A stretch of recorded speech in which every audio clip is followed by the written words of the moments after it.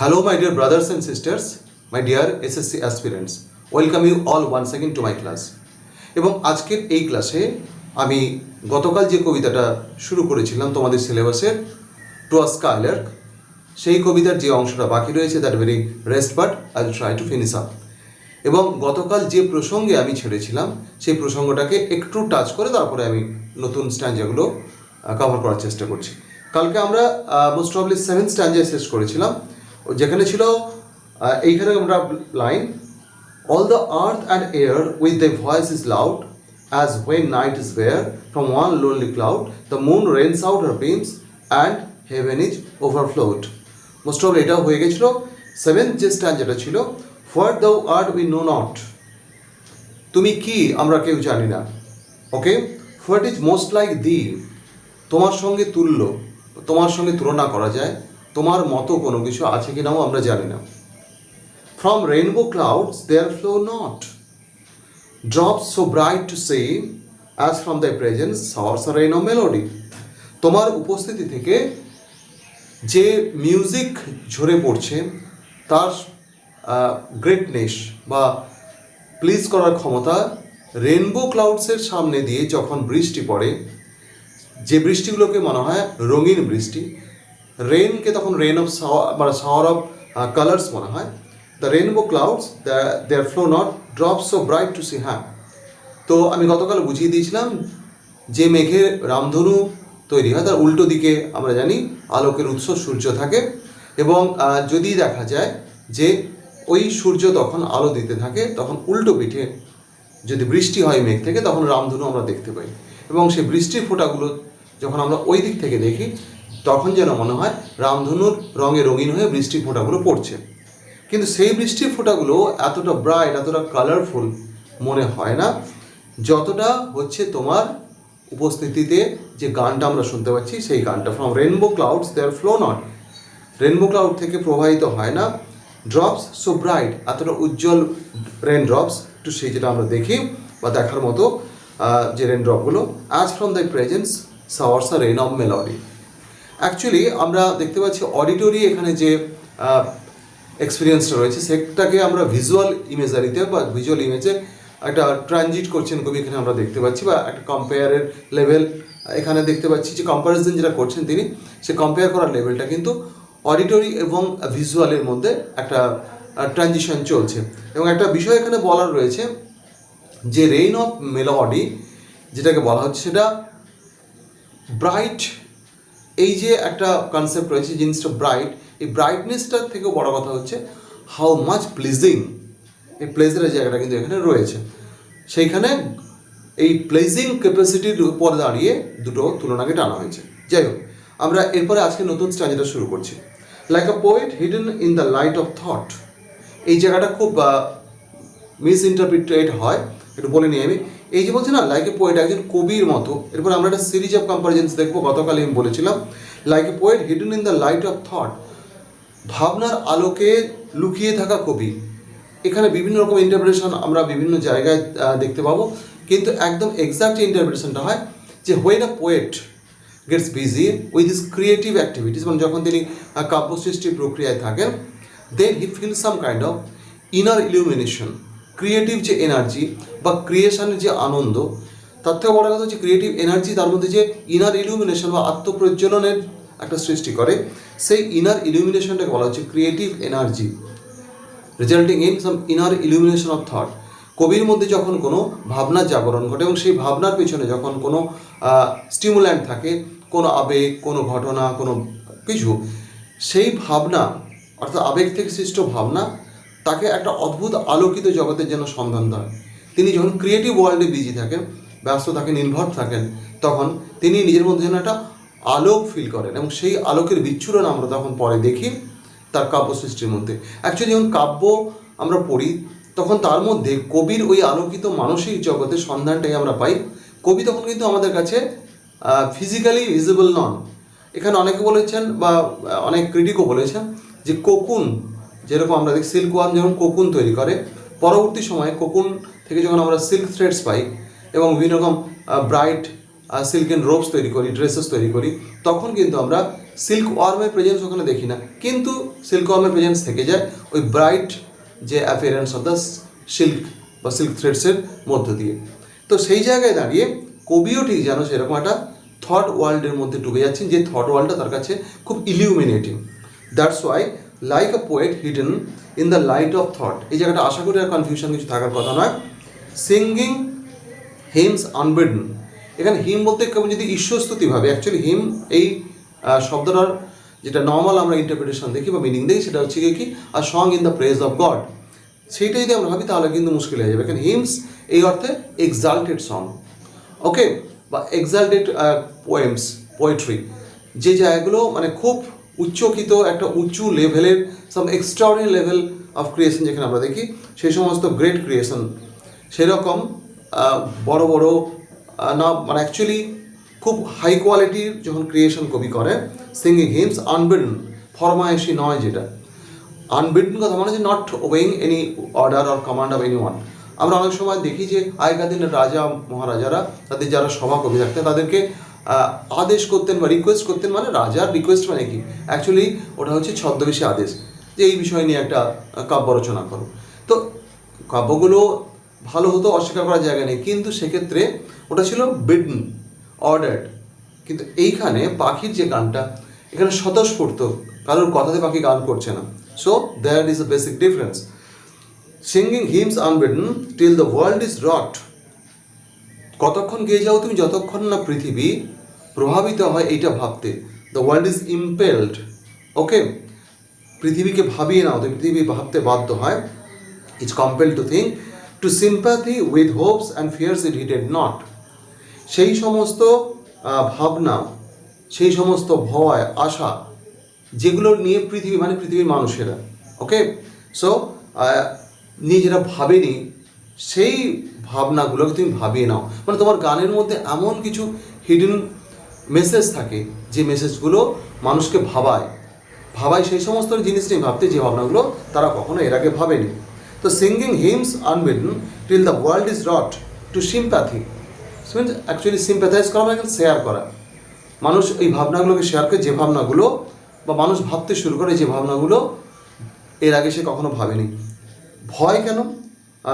Sympathy with hopes and fears, actually মানুষের মধ্যে ভাবনা যে সবসময় আনন্দের ভাবনা আসে তা না, অনেক সময় দেখা যাবে আমাদের খুব দারুণ কিছু জিনিস আমরা এনজয় করছি, পোয়েটিক বা আর্টিস্টিক কোনো ক্রিয়েশন, সেখানেও আমাদের মধ্যে অকেজনের কখনো কখনো দুঃখের ভাবনা চলে আসে, ওকে, বা হয়তো এই পাখির গান শুনতে শুনতে কারো মাথায় আসছে এই পাখির গান আর কতদিন শুনতে পাবো পৃথিবীতে, আমার তো দিন ফুরিয়ে এলো।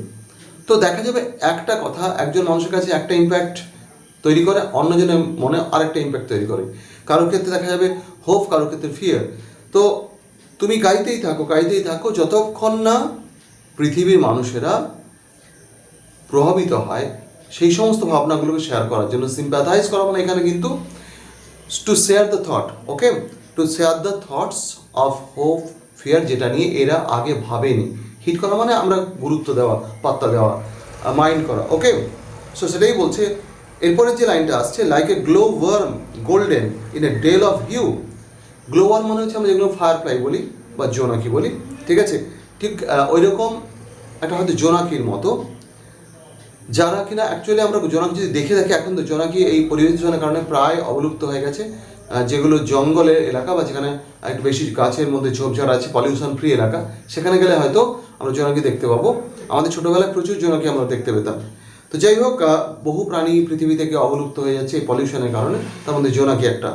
তো like a glow worm golden in a dell of dew, কোনো একটা হয়তো হলো প্লেস যেখানে শিশির জমে রয়েছে, সেখানে হয়তো দেখা যাবে জোনাকি বসছিল, এবং actually it was flickering it's golden light. Actually একটা ইয়েলোইস একটা লাইট ওরা ছাড়ে, অনেকে আবার সিলভারিও বলে ওই লাইটটাকে, যাই হোক না কেন, হোয়াট এভার ইট মেবি, কবির মতে গোল্ডেন লাইট এমিট করে যে গ্লো ওয়ার্ম, তাই সেই গ্লো ওয়ার্মের মতো স্ক্যাটারিং আনবিহোল্ডেন, অদৃশ্য থেকে তুমি আলো ছড়াতে থাকো।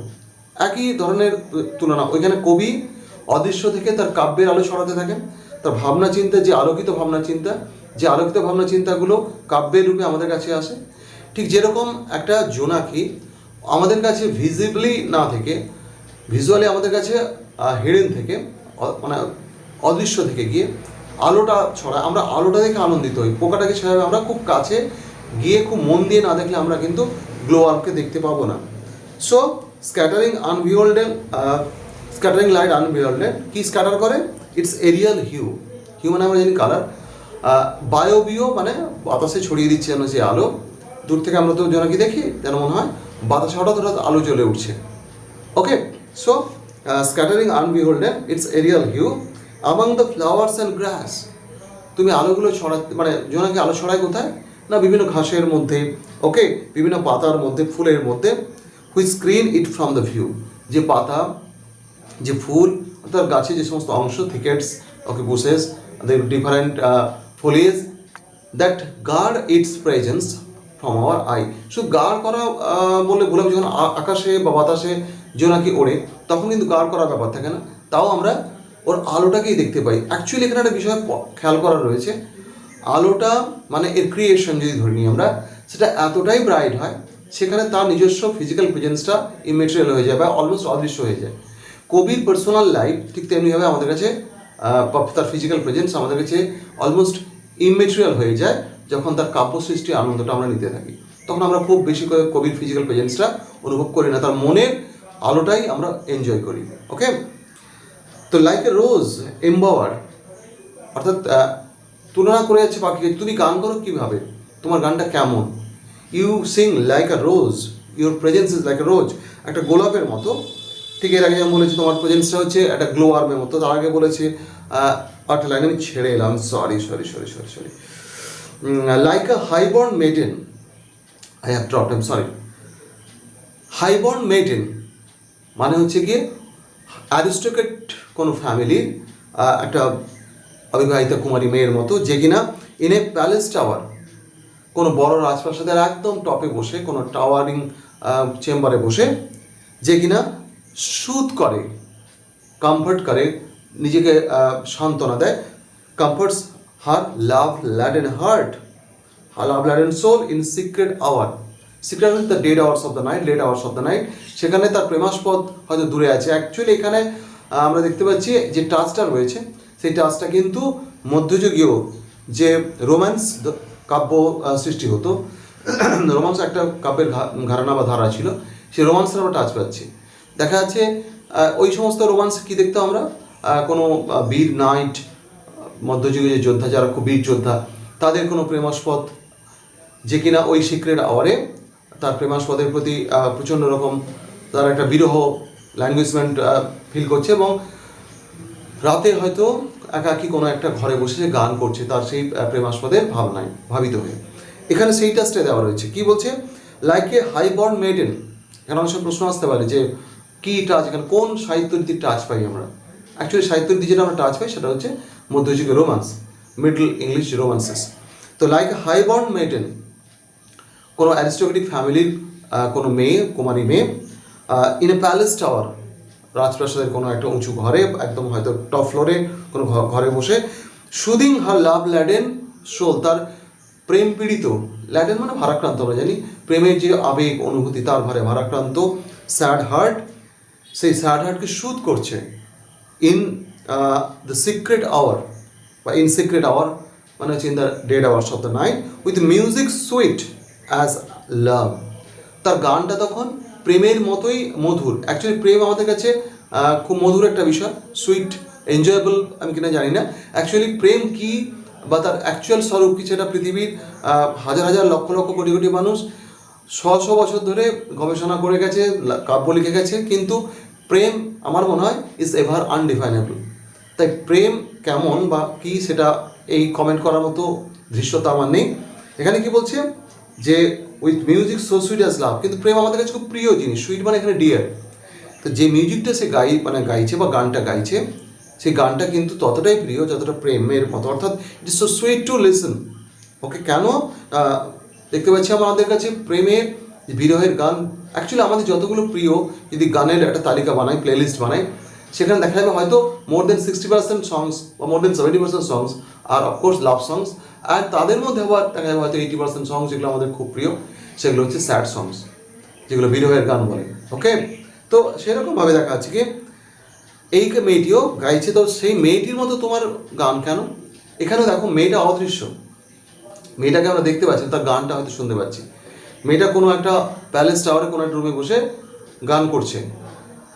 মেবি খুব ডিম লাইট রয়েছে, মেবি হয়তো অন্ধকার রয়েছে, রুমটা আলো জ্বালেনি। তো সেই গানটা আমাদের কাছে পৌঁছচ্ছে, আমরা গানটা শুনে মোহিত হয়ে যাচ্ছি, গানটাকে আমাদের কাছে প্রেমের মতোই প্রিয় একটা বিষয় বলে মনে হচ্ছে, কিন্তু মেয়েটিকে আমরা দেখতে পাচ্ছি না। তো যতগুলো এখানে এক্সাম্পলস আমরা দেখবো সবগুলোতে একদম একই স্ট্রেন অফ কম্পারিজন রয়েছে। What is the line of comparison? The creator or maker is invisible, but the creation is so pleasing to the listeners or to the viewers, whatever it may be. Okay, so like a rose embowered in its own green leaves, I think it's a reference to mask rose. Mask rose এক ধরনের গোলাপ যেখানে তার মানে উপস্থিতিটাই almost Dhaka থাকে পাতার মধ্যে, কিন্তু স্মেলটা দারুণ। ওকে, মাস্ক রোজ অ্যাকচুয়ালি পুরোপুরি তার চেহারা আমরা খুব একটা দেখতে পাই না, কিন্তু যখন ফোটে দারুণ একটা সেন্ট ছাড়ে। তো লাইক এ রোজ এম্বাওয়ার, এম্বার মানে কাভার এখানে, তো এমন একটা গোলাপের মতো হয়তো তোমার উপস্থিতি, যেটা কিনা এম্বাওয়ার ঢাকা রয়েছে in its own green leaves, নিজের পাতার মধ্যেই, by warm winds deflower, এবং সেই গোলাপ যেটা ডিপ ফ্লাওয়ার হয়ে যাচ্ছে। অ্যাকচুয়ালি এখানে ডিপ ফ্লাওয়ার মানে ছিঁড়ে ফেলা তা না, ডিপ ফ্লাওয়ার মানে রবড অফ, কীটা চুরি হয়ে যাচ্ছে? তার গন্ধটা। Deflower till the scent it gives, তো দেখা যাবে সেই পাতায় ঢাকা অবস্থাতে সেন্ট ছাড়ছে, এবং আসতে দেখা যাবে হয়তো কোনোদিন ইন কোর্স অফ টাইম পাতার মধ্যেই তার ডিফ্লাওয়ারিং ঘটে গেছে, মানে আস্তে আস্তে করে ঝরে গেছে। কিন্তু ততদিন পর্যন্ত আমরা কি দেখি? তার সেন্টটা, ফ্র্যাগ্রেন্সটা ক্যারি করে নিয়ে যায় বাতাস।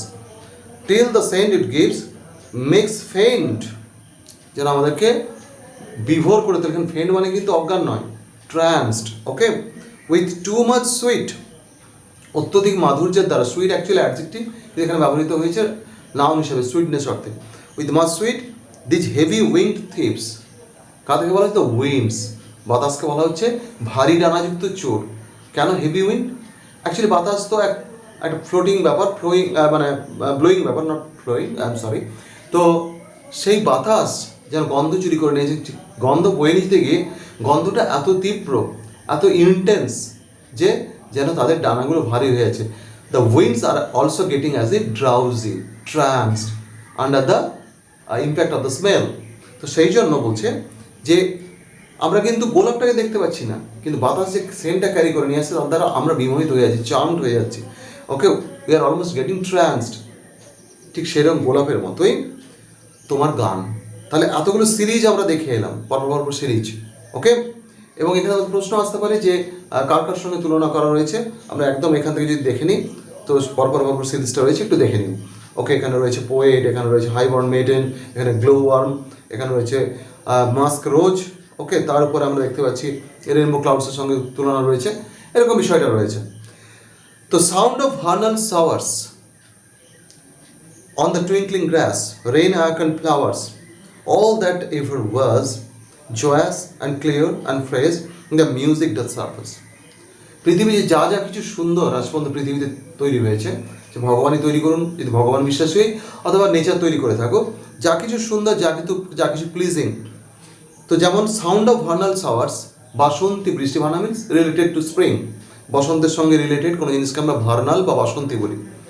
তো সাউন্ড অফ ভার্নাল শাওয়ার্স, বাসন্তী বৃষ্টি যখন নেমে আসে on the twinkling glass. Actually ওদের বেশিরভাগ বৃষ্টিটা হয় শীতের সময়, এটা আমি আগেও বহু ক্ষেত্রে বলেছি, এই কবিতা হয়তো বলিনি মেবি। কিন্তু বসন্তে যে বৃষ্টি হয় সেটা হালকা বৃষ্টি।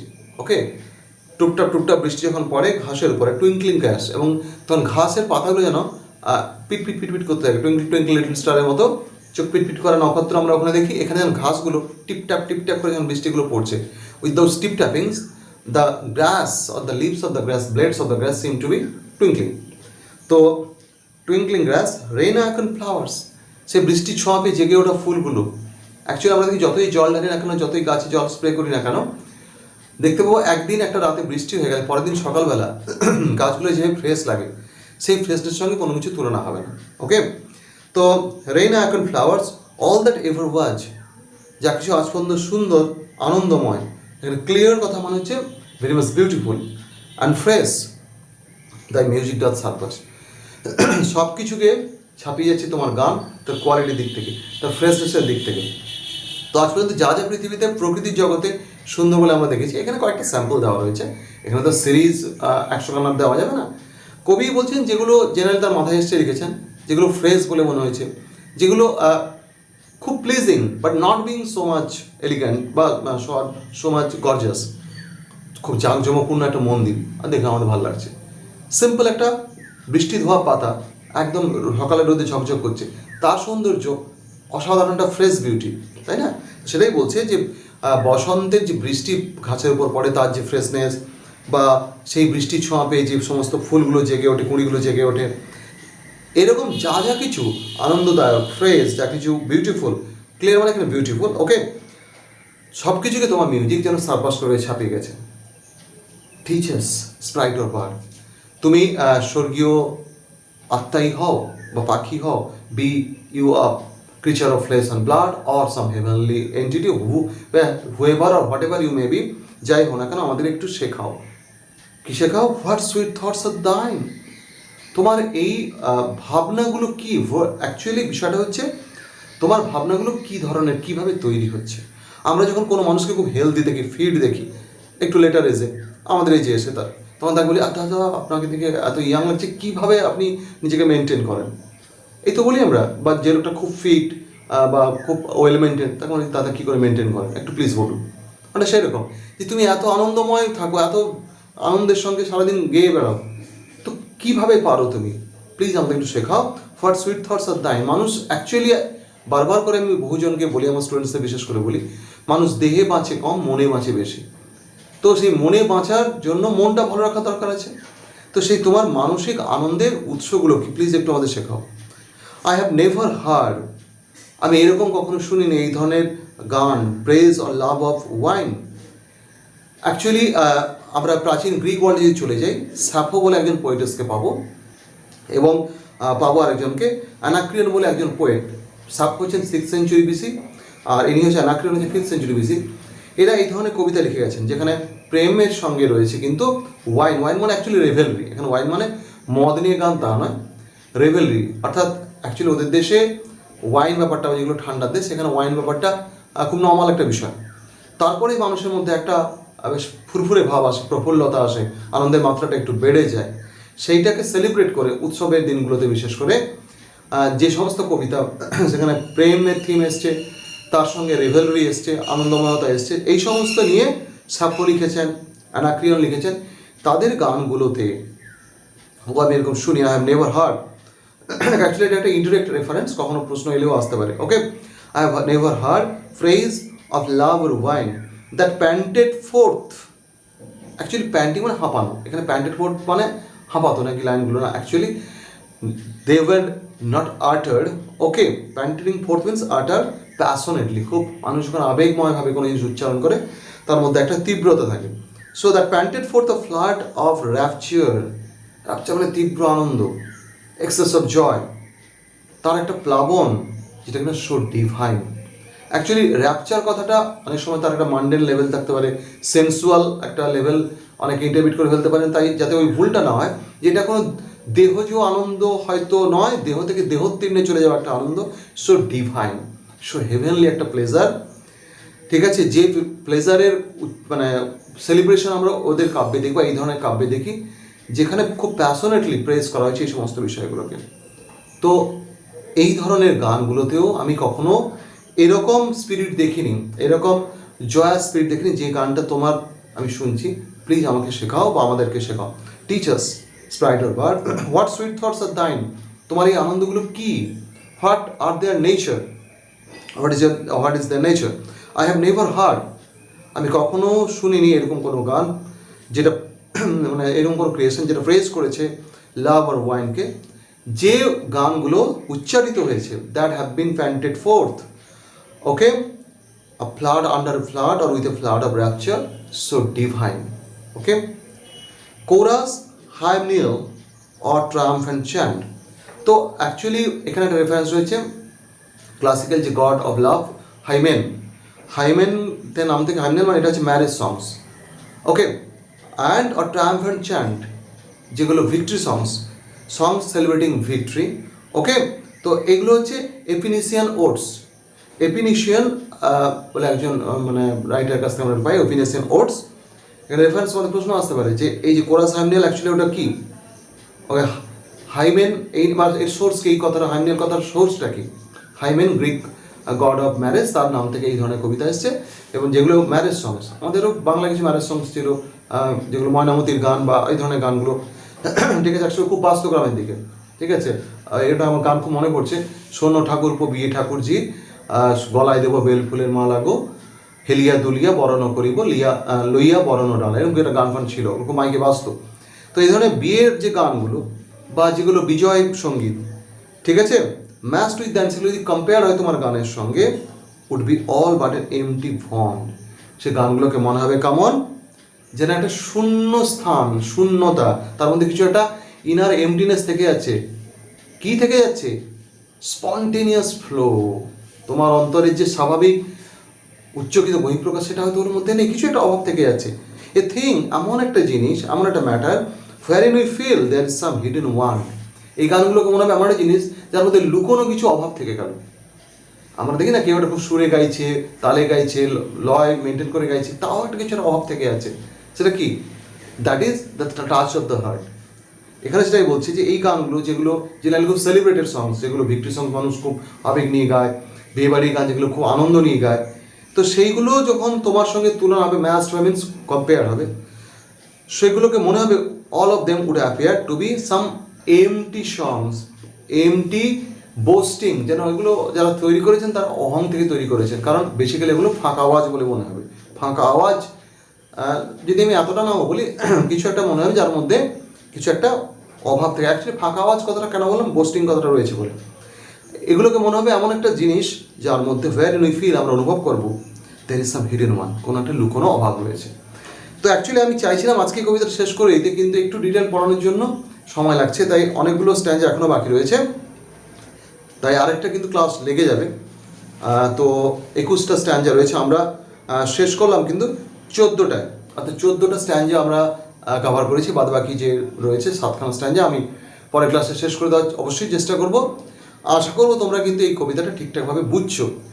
এবং একটা ছোটো কথা বলে রাখি, এই কবিতাগুলো বোঝার প্রসঙ্গে লাস্ট যে ক্লাসটা আমি দেবো বা তার বাইরেও একটা ক্লাস হতে হবে, যেখানে কিন্তু আমি চেষ্টা করবো তোমাদের এখান থেকে বিভিন্ন কোয়েশ্চেন্সগুলো আসবে, যেগুলো সেইগুলো তোমাদের আলোচনা করে দেওয়া।